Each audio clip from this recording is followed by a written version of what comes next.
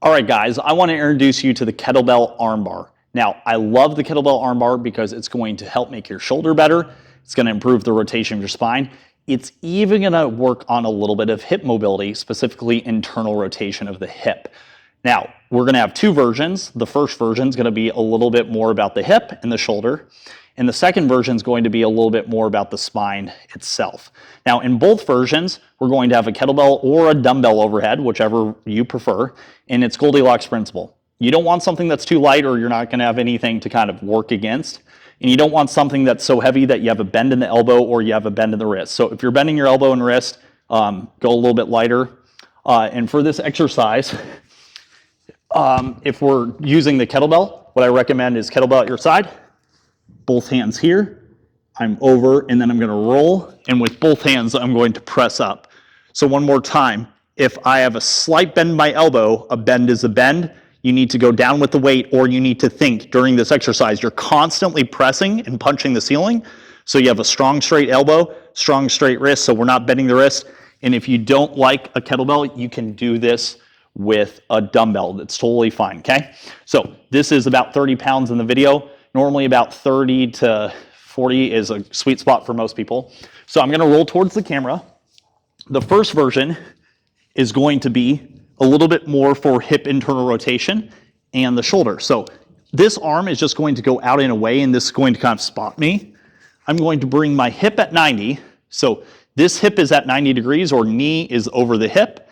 And then what I'm going to do is I'm going to basically roll my right hip over my left. I'm going to bring this knee to the ground, and the whole time I'm going to be punching the ceiling and keeping this arm strong and straight overhead. So here I'm going to think about rolling my right pelvis over the top of my left, and then I punch the ceiling. Boom.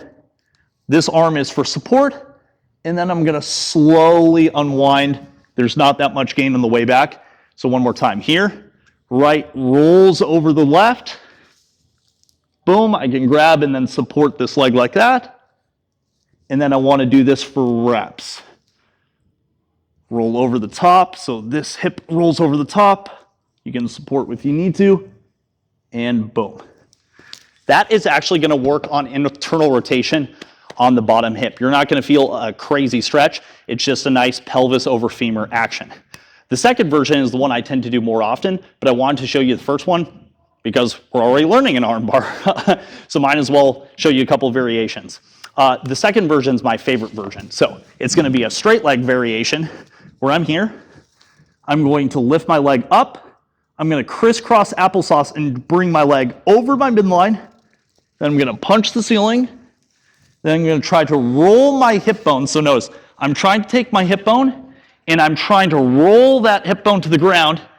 And I can make this a little bit of a neck exercise by looking at the kettlebell, or if I trust the weight and I'm experienced, I can try to bring my chest to the ground for a little bit more sauce. And then on the way back, bend the knee, and then kind of unwind out of it. There's not too much benefit on the way back. So one more time. Here, try to get your leg to cross, so it's almost the same exercise. We're over, punch the ceiling, and then if this arm's getting in the way, just creep it up higher. So if that arm's in the way, and then roll your hip bone to the ground. Pause a second, and then here, and then you can cheat your way back. One more time, up, flex the hip, straight leg, over, across, roll, try to tap that hip bone, and then leave and back. Now, that's more of a dynamic arm bar. In the kettlebell world, you'll actually just hang out there and get the shoulder stability. But for us, we're going to be moving in and out. You can hold the stretch and breathe in the stretch. The great thing about arm bars is they don't really make you that sore. You can sneak them in as warm-ups in the middle of exercises, so you could be benching and sneak in a couple arm bars. It's a very easy plug-and-play exercise that you don't need to overthink. You don't need to say, well, how should I program this? Should I do six reps or 8? You can sneak it in very easily, do a couple reps, it feels really good. The first version is going to be a little sneaky hip internal rotation. The second version is going to be a little bit more spine rotation. I really like both, and they're very simple to do. You can do it with kettlebell, you can do it with a dumbbell, whatever is easiest, Goldilocks principle, and really focus on rotating and crossing that midline. And I think you guys will really like it.